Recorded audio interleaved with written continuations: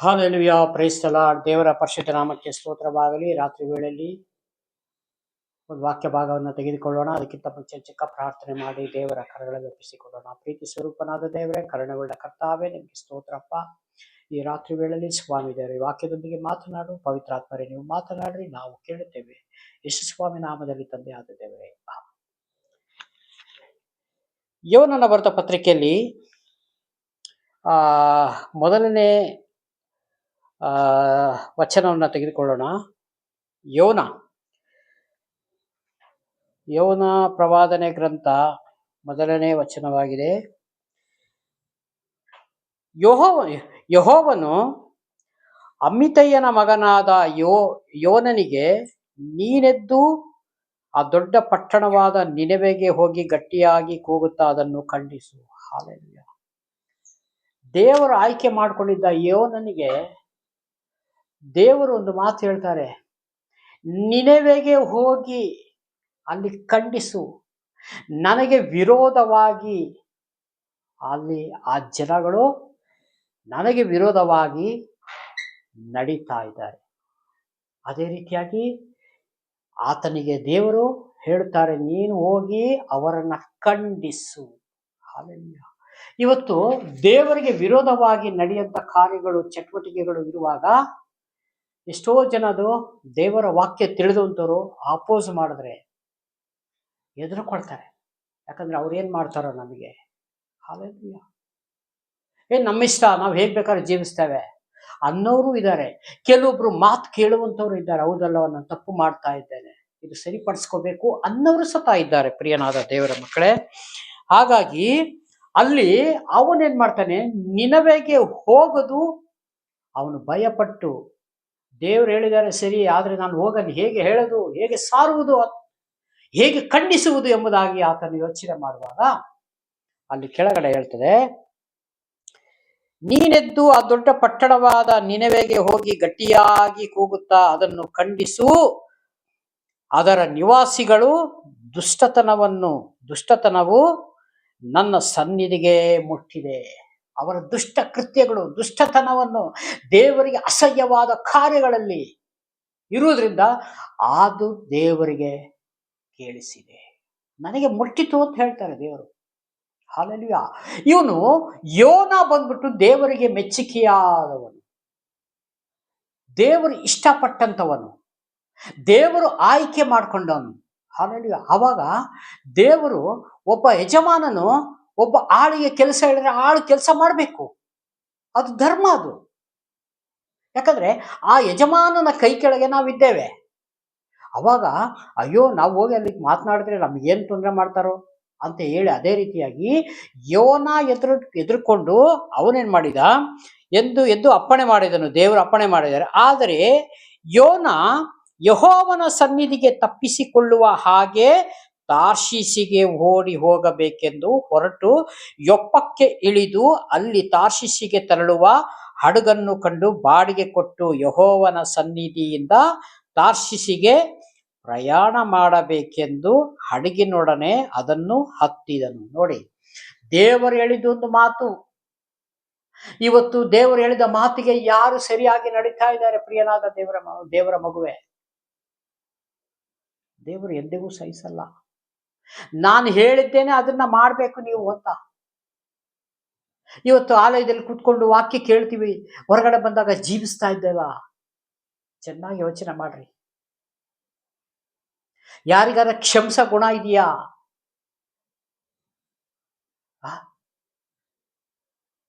ಚರ್ಚಲ್ಲಿ ಎಷ್ಟೋ ಜನಗಳ ಹೆಸರು ಇನ್ನೂವರೆಗೂ ಗೊತ್ತಿಲ್ಲ.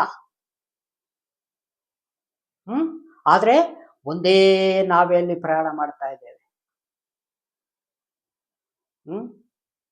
ಒಂದೇ. ನೋಡಿ, ದೇವರ ವಾಕ್ಯ ಹೀಗೆ ಹೇಳ್ತದೆ, ತಂದೆಯಾದ ದೇವರು ಒಬ್ಬನೇ, ನಾವು ಅವರ ಮಕ್ಕಳು. ಈಗ ನಮ್ಮ ಸ್ವಂತ ಅಣ್ಣ ತಮ್ಮನ ಹೆಸರುಗಳು ನಮ್ಗೆ ಗೊತ್ತಿದೆಯಲ್ವಾ? ಈ ಭೂಮಿ ಮೇಲೆ ರಕ್ತ ಅಂದ್ರೆ ಶಾರೀರಿಕ ಸಂಬಂಧವಾಗಿ ಎಲ್ಲ ಗೊತ್ತಿದೆ, ಆತ್ಮಿಕ ಸಂಬಂಧವಾಗಿ ನಮ್ಗೆ ಯಾರಿಗೂ ತಿಳುವಳಿಕೆನೇ ಇಲ್ಲ. ಎಷ್ಟೋ ಜನಗಳಿಗೆ ಇನ್ನೂ ಹೆಸರುಗಳು ಗೊತ್ತಿಲ್ಲ. ಹಾಲೆಲೂಯಾ. ವೈಯಕ್ತಿಕವಾಗಿ ಅವ್ರಿಗೋಸ್ಕರ ಪ್ರಾರ್ಥನೆ ಮಾಡೋರು ಎಷ್ಟು ಜನ ಇದ್ದೀರಿ?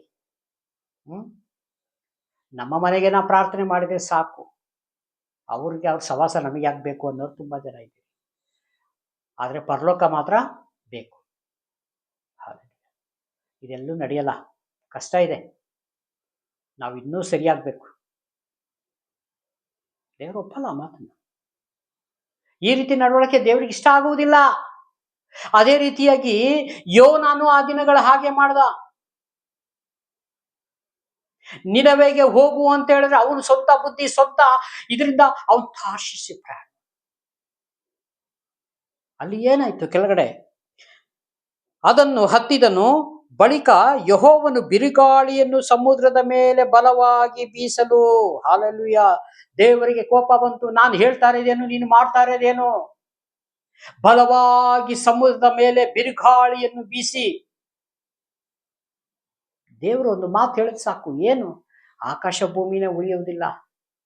ಇವತ್ತು ಅದನ್ನ ದೇವರು ಸಹಿಸ್ಕೊಂಡಿದ್ದಾರೆ ಅಂತಂದ್ರೆ ನಿಜವಾಗಲೂ ದೇವರು ಒಂದು ಒಳ್ಳೆ ದೇವರಾಗಿದ್ದಾರೆ, ಸಹಿಸಿಕೊಳ್ಳುವಂತ ದೇವರಾಗಿದ್ದಾರೆ.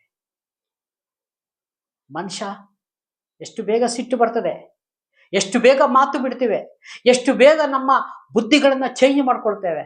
ಹಲ್ಲೆಲೂಯಾ.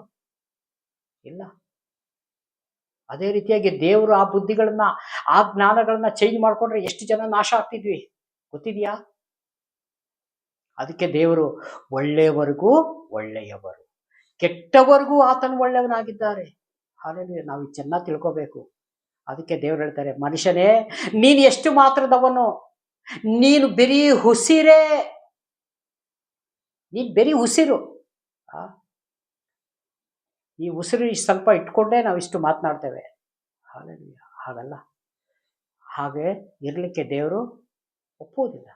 ಹಾಗಾಗಿ ಒಂದು ದೊಡ್ಡ ತುಫಾನು ಎದ್ದು ಹಡಗು ಒಡೆದು ಹೋಗುವ ಹಾಗೆ ಆಯಿತು. ಆಗ ನಾವಿಕರು ಹೆದರಿ ತಮ್ಮ ತಮ್ಮ ದೇವರುಗಳಿಗೆ ಮೊರೆ ಇಟ್ಟು ತಮ್ಮ ಕಷ್ಟ ಕಡಿಮೆಯಾಗುವ ಹಾಗೆ ಹಡಗಿನ ಸಾಮಾನುಗಳನ್ನು ಸಮುದ್ರಕ್ಕೆ ಬಿಸಾಡಿ ಬಿಟ್ಟರು. ಎಲ್ಲಿ ಹಡಗು ಮುಳುಗ್ತದೋ, ಸಮುದ್ರದಲ್ಲಿ ಸಾಮಾನು ಜಾಸ್ತಿ ಆಗಿದೆ, ವೆಯ್ಟ್ ಜಾಸ್ತಿ ಆಗ್ತದೆ, ಹಡಗು ಮುಳುಗಿ ಹೋಗ್ತದೆ, ನಾವೆಲ್ಲ ಸಾಯುತ್ತೇವೆ ಎಂಬುದಾಗಿ ಅವರೆಲ್ಲ ಏನ್ ಮಾಡಿದ್ರು, ಹಡಗಿನಲ್ಲಿರುವಂತ ವಸ್ತುಗಳನ್ನ ತೆಗೆದು ಬಿಸಾಡಿ ಬಿಟ್ಟರು. ಹಲ್ಲೆಲೂಯಾ. ಯಾಕಿವೆಲ್ಲ ನಡೀತಾ ಇದೆ? ನಮ್ಮ ಬಾಳಿನಲ್ಲಿ ಏನಾದ್ರೂ ಬಿರುಗಾಳಿ ಬೀಸುವಂಥದ್ದು ಏನಾದ್ರು ಒಂದು ಇನ್ಸಿಡೆಂಟ್ ನಡೀತಾ ಇದೆಯಾ? ಇದಕ್ಕೆ ಕಾರಣ ಯಾರು? ಆ ದಿನಗಳಲ್ಲಿ ಯೋನ, ಈ ದಿನಗಳಲ್ಲಿ ನಾವೇ. ಪಕ್ಕದ ಮನೆಯವ್ರಿಗೆ, ಎದುರುಗಡೆ ಮನೆಯವ್ರಿಗೆ, ಆಚೆ ಮನೆಯವ್ರಿಗೆ, ಈಚೆ ಮನೆಯವ್ರಿಗೆ, ಸಭೆಗಳಲ್ಲಿರುವಂಥವ್ರಿಗೆ ಯಾರಿಗೂ ದೂಷಣೆ ಮಾಡೋದು ಬೇಡ. ಅದನ್ನ ಬೇಕಾದ್ರೆ ಭಾರಿ ಬೇಗ ಮಾಡ್ತೀವಿ. ಹಲ್ಲೆಲೂಯಾ. ನಮ್ಮ ತಪ್ಪುಗಳನ್ನ ನಾವು ಯಾವ ಥರ ಒಪ್ಕೊಳ್ತೀವ? ನಾವು ಚೆನ್ನಾಗಿ ಅರ್ಥ ಮಾಡ್ಕೋಬೇಕು. ಅದಕ್ಕೆ ನಮ್ಮ ತಪ್ಪುಗಳನ್ನ, ನಮ್ಮ ಪಾಪಗಳು ಯಾವ್ದಾರ ಇದ್ರೆ ದೇವರ ಮುಂದೆ ಇಟ್ಟು ನಾವು ಪ್ರಾರ್ಥನೆ ಮಾಡಬೇಕು. ಇನ್ನೊಬ್ಬರನ್ನ ತೋರಿಸೋದಲ್ಲ, ಅವ್ರು ಹೀಗೆ, ಇವ್ರ ಪಾಪ ಎಷ್ಟು, ಅವ್ರ ಪಾಪ ಎಷ್ಟು, ಆದ್ರೆ ಅವ್ರಿಗಿಂತ ಡಬಲ್ ಪಾಪ ನಮ್ಮಲ್ಲಿ ಇರ್ತದೆ. ಹಲ್ಲೆಲೂಯಾ. ಅದಕ್ಕೆ ಇನ್ನೊಬ್ರು ಪಾಪಕ್ಕೋಸ್ಕರ ನೀವು ಪ್ರಾರ್ಥನೆ ಮಾಡುವಂತಲ್ಲ, ನಿಮ್ಮ ಪಾಪಗಳನ್ನ ಅರಿಕೆ ಮಾಡ್ಬಿಟ್ಟು ನೀವು ಅದನ್ನ ಬಿಟ್ಟು ಬಿಡ್ರಿ ಅಂತಾರೆ ದೇವರು. ಅದಕ್ಕೆ ವ್ಯಭಿಚಾರಿ ಸ್ತ್ರೀಗೆ ದೇವರು ಎಂತ ಹೇಳಿದ್ರು? ಹಲ್ಲೆಲೂಯಾ. ಇವತ್ತು ನಿನ್ನ ತಪ್ಪುಗಳು, ನಿನ್ನ ಪಾಪಗಳು ಕ್ಷಮಿಸಲ್ಪಟ್ಟಿದೆ, ಇನ್ನು ಮುಂದೆ ಹೀಗೆ ಮಾಡಬೇಡ. ಅಂದ್ರೆ ಈ ರೀತಿಯಾಗಿ ವ್ಯಭಿಚಾರ ಕೆಲಸ ಮಾಡಬೇಡ ಅಂತ ಅರ್ಥ. ನೋಡಿ ಎಂತ ದೇವರು, ಎಂತ ಒಳ್ಳೆ ದೇವರು. ಎಲ್ಲ ವಾಕ್ಯದ ಮುಖಾಂತರ ನಮಗೆ ಕೊಟ್ಟಿದ್ದಾರೆ, ಇನ್ನೂ ತೋರಿಸಿಕೊಡ್ತಾ ಇದ್ದಾರೆ. ದೇವರು ಬರೋಣ ತನಕನೂ ತೋರಿಸ್ತಾ ಇದ್ದಾರೆ ನಮಗೆ. ಇನ್ನೂ ಎಚ್ಚೆತ್ಕೊಂಡಿಲ್ಲ ಅಂತಂದ್ರೆ ನಮ್ಮನ್ನು ಏನ್ ಮಾಡ್ತಾರೆ ದೇವರು? ಇವ್ರು ವೇಸ್ಟ್, ಇವರು ಏನಕ್ಕೂ ಉಪಯೋಗಿಲ್ಲ. ಅದಕ್ಕೆ ಫಲ ಕೊಡ್ಲಿಲ್ಲ ಅಂತಂದ್ರೆ ಕಡ್ದು ಏನ್ ಮಾಡ್ತಾರೆ? ಬೆಂಕಿಲ್ ಹಾಕ್ತಾರೆ. ಆ ಲಿಸ್ಟಿಗೆ ಆಗ್ಬಾರ್ದು ನಾವು ನೀವು. ಹಲ್ಲೆಲೂಯಾ. ಅದಕ್ಕಾಗಿ ದೇವರನ್ನ ನಂಬಿ ಶಾಂತವಾಗಿದ್ದು ಪ್ರಾರ್ಥನೆ, ಕ್ಷಮಿಸ ಗುಣ. ನೋಡಿ, ನಾವು ಇತರರನ್ನ ನಾವು ಕ್ಷಮಿಸಲಿಲ್ಲ ಅಂದ್ರೆ ಪರಲೋಕದಲ್ಲಿರುವ ದೇವರು ನಮ್ಮ ತಪ್ಪುಗಳನ್ನು ಕ್ಷಮಿಸುವುದಿಲ್ಲ. ಹಲ್ಲೆಲೂಯಾ. ಇದರಲ್ಲಿ ನಾವು ಎಚ್ಚರಿಕೆಯಿಂದ ಇರೋಣ.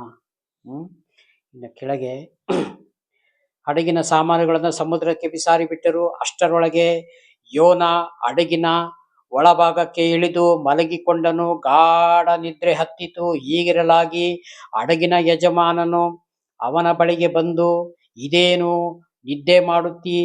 ಎದ್ದು ನಿನ್ನ ದೇವರಿಗೆ ಮೊರೆ ಇಡು. ಒಂದು ವೇಳೆ ನಿನ್ನ ದೇವರು ನಮ್ಮನ್ನು ರಕ್ಷಿಸಾನು. ಹಾಲೆಲೂಯಾ. ಆತನು ಬಂದು, ಹಡಗಿನ ಯಜಮಾನ ಬಂದು ಯೌವನನಿಗೆ ಕೇಳ್ತಾ ಇದ್ದಾನೆ, ಏನಪ್ಪಾ ಇಷ್ಟು ನೀನು ಬಿರುಗಾಳಿ ಬಂದು ಅಲ್ಲೋನ ಕಲ್ಲೋನ ಆಗ್ತಾ ಇದೆ ಸಮುದ್ರದಲ್ಲಿ, ದೋಣಿಯೆಲ್ಲ ನಮ್ಮ ಹಡಗೆಲ್ಲ ಮುಳುಗೋ ಸ್ಥಿತಿ ಬಂದಿದೆ, ನೀನು ಚಿಂತೆ ಇಲ್ದಾಗ ಆರಾಮ ನಿದ್ದೆ ಮಾಡ್ತಾ ಇದೀಯಾ? ಹಾಲೆಲೂಯಾ. ನೀನೆದ್ದು ನಿನ್ನ ದೇವರಿಗೆ ಮೊರೆ ಇಡು. ಮೊರೆ ಇಡುವಾಗ ಆ ಮೊರೆಯನ್ನು ಕೇಳಿ ನಿನ್ನ ದೇವರು ರಕ್ಷಣೆ ಮಾಡಬಹುದು.